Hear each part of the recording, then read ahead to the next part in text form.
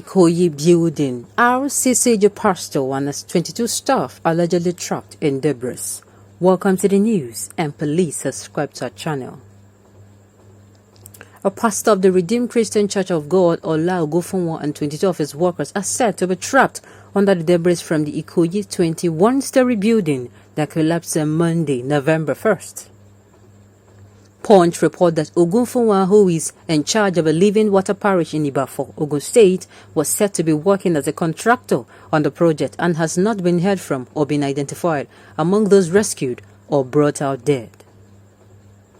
A friend of Ogunfunwa and an Rccg pastor, Omotosho Shola Emmanuel, who confirmed this, said the victim doubled as an engineer and came with 22 other artisans, comprising bricklayers and welders from Ikoyi, to work on the building.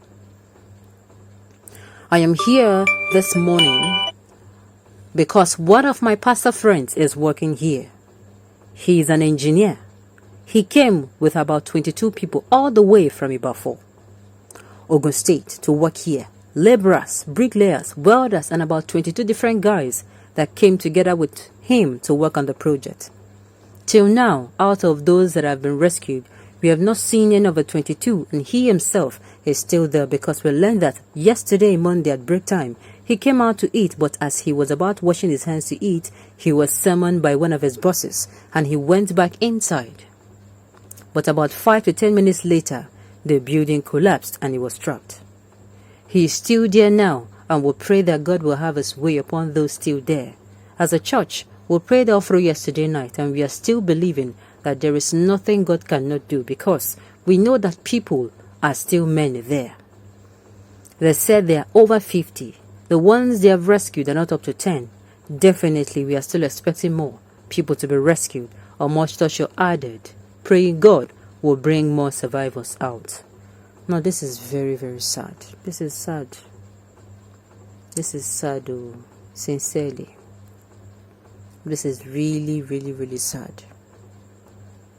Now, it should be a warning to engineers and architects. See, the thing is, it is not until you take to arms or take a knife and stab that you have, or you say, okay, go and abort a baby.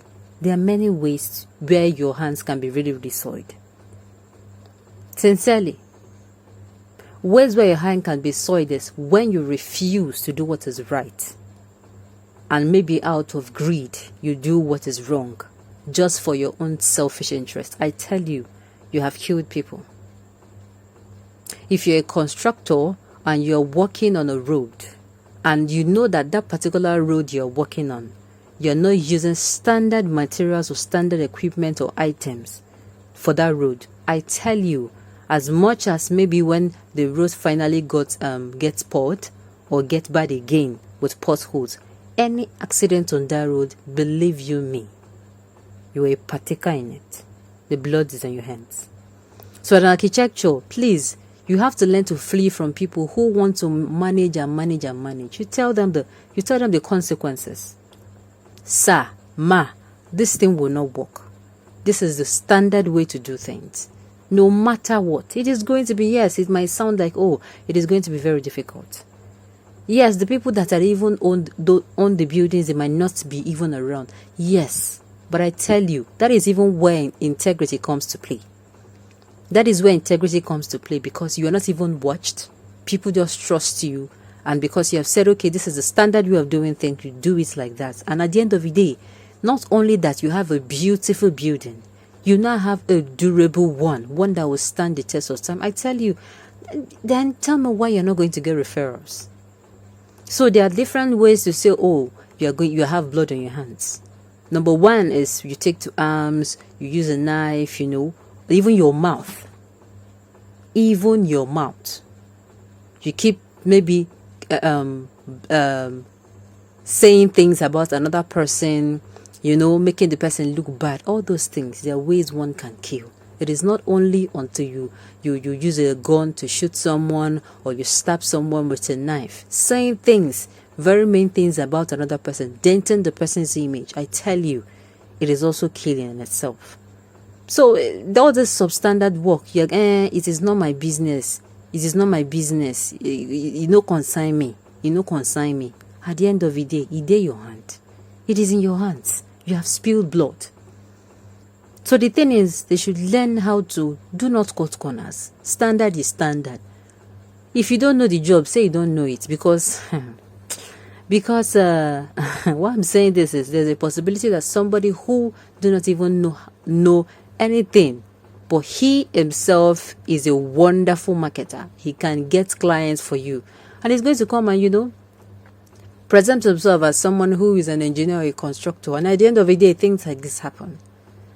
So like I said earlier, this is where integrity comes to play. You are going to this thing, you can do it then, but they say whatever is worth doing is worth doing well. You do it as if that thing is the last thing you would do, like it is your legacy you are leaving. And at the end of the day, I keep saying, no matter how long it takes, you start getting referrals. Now, while we continue to pray sincerely, you do not even know what those people that are trapped under they are feeling. You do not know how they are. No. Things like this, it has happened in time in the past, and I tell you, those that have been the survivors, they would not tell you it's a pleasant experience. Sincerely, like, you do not know what else to do. You do not know what else to do. Like, your life is going away in front of you. There is nothing you can do about it. It is very painful. It is painful. Sincerely, this one, you cannot do anything either but pray. But continue to pray that these people that are trapped under, that a lot of survivors come out. There is nothing God cannot do. Sincerely. Now, just imagine. He was there, not even just him alone. 22 now. Imagine those 22 families. They will be thrown into mourning. They'll be thrown into. No, I don't want to imagine. Sincerely, you do not want to imagine the trauma. Just the families, even for the fact that he has not even been seen or heard from. No, it is going to take a toll on them. Like, they are going to be. There are two types of griefs. There's two types of grief. One, you know that this person is finally dead. Then two, you do not know the whereabouts of that person. That not having that closure is like, it is torture.